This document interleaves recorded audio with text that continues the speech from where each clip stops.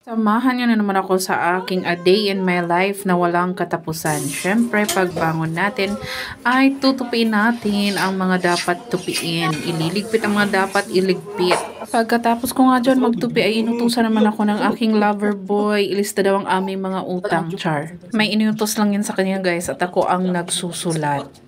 Ang aming kanin, kagabi pa to, konti lang ang nabawas. Pagkatapos dyan guys ay nagtimpla naman ako ng Milo at kakain na rin kami.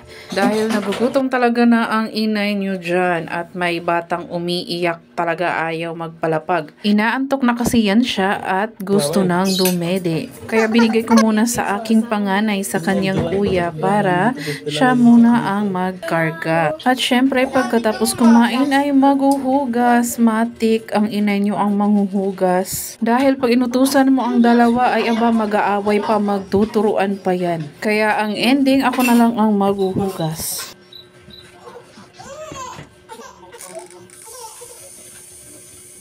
Pagkatapos ko maghugas ng mga pinggan ay nilinis ko muna dyan kasi medyo blurred na ang aking lagayan. Kaya nilinis ko muna dyan. It's not good to see, char.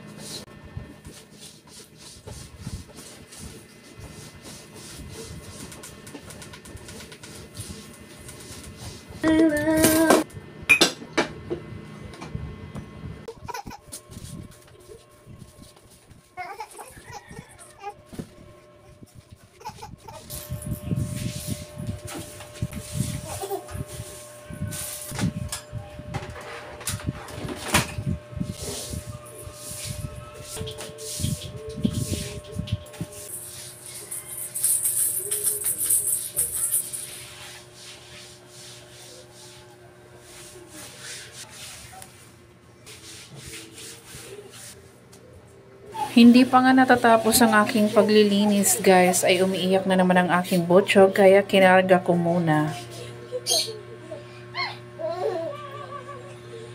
Pagkatapos ng moment namin ng aking botsyog ay nilinis ko naman ang aking ceiling fan dahil nangingibabaw na ang alikabok.